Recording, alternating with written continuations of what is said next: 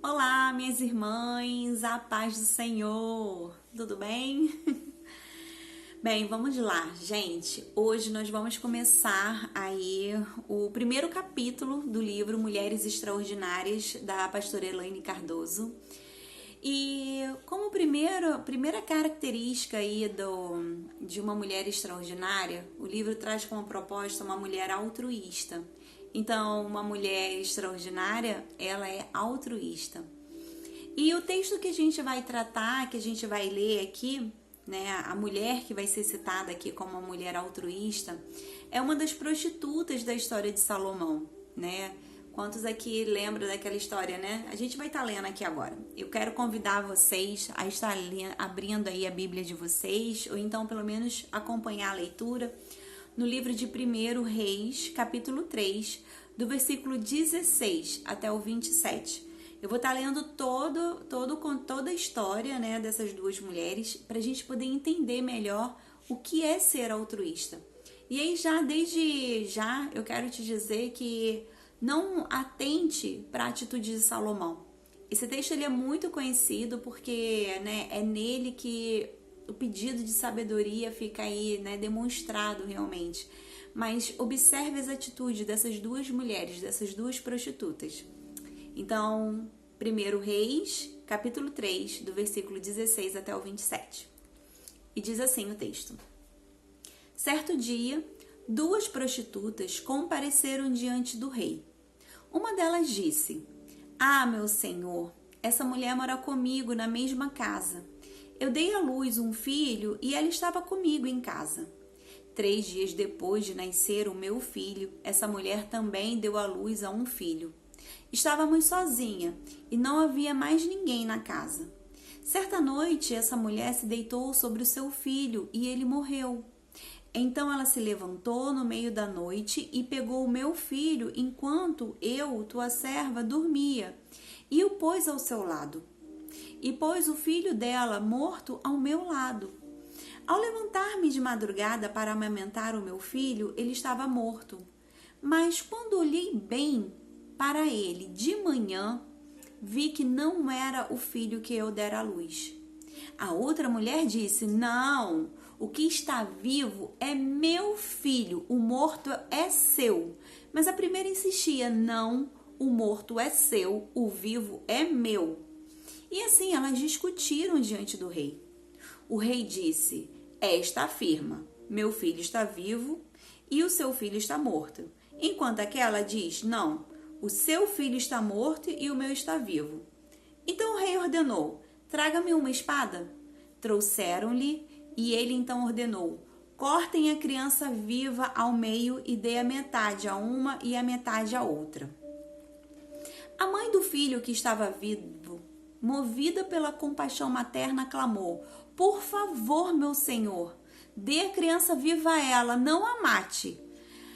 A outra, porém, disse: Não será minha nem sua, corte-a no meio. Então o rei deu o seu veredito: Não matem a criança, deem a primeira mulher, ela é a mãe. Então, como eu disse para vocês, esse texto ele é muito conhecido porque ele valida aí a sabedoria que Salomão havia pedido a Deus, né? E realmente, né, todas as vezes que eu leio esse texto, eu falo: gente, eu nunca pensaria em algo assim, por mais cruel que seja, ele conseguiu saber quem era a mãe. Mas a proposta do texto não é trazer, né, mais visibilidade para a sabedoria de Salomão aqui apresentada.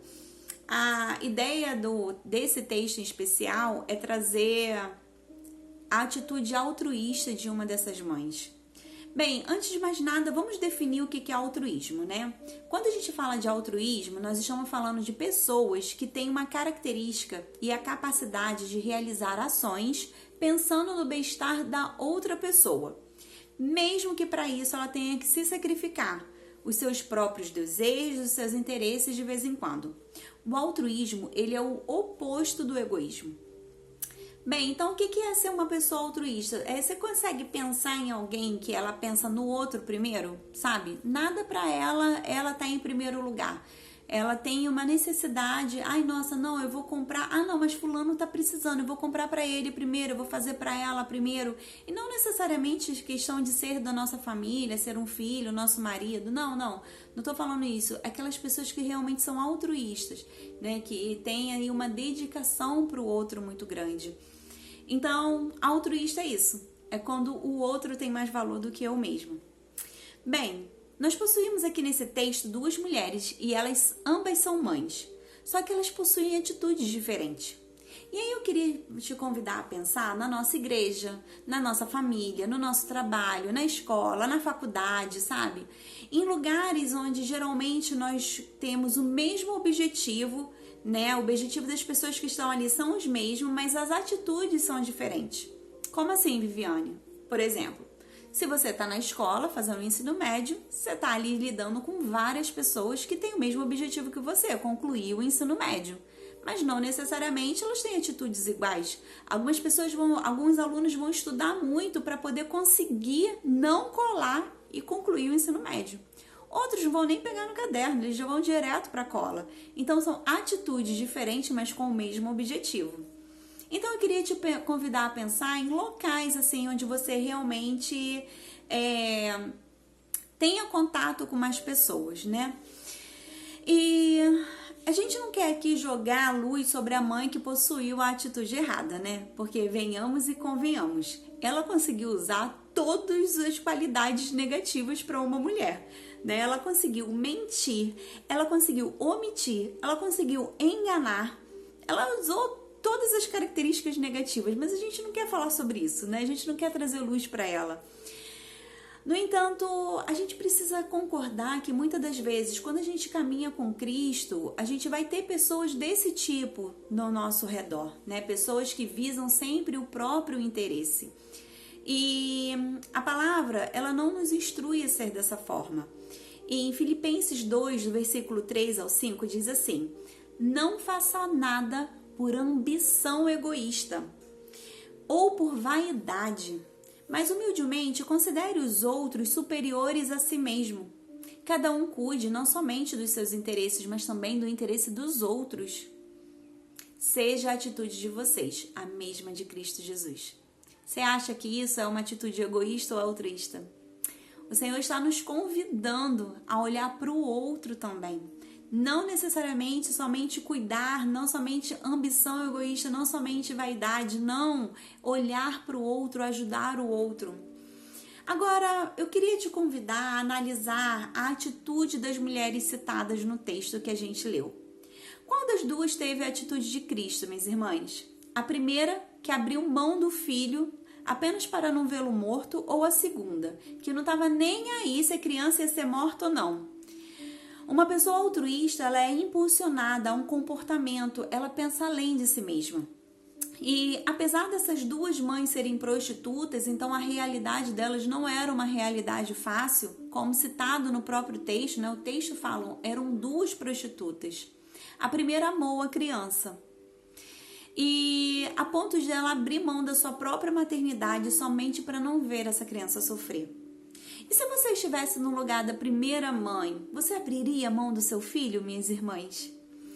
Mesmo sabendo que a outra estava mentindo, que ela estava enganando. Qual seria a história, o desfecho dessa história, se a atitude da primeira mulher fosse exatamente a que você pensou? Você abriria a mão, você iria fazer questão de provar que você estava certa.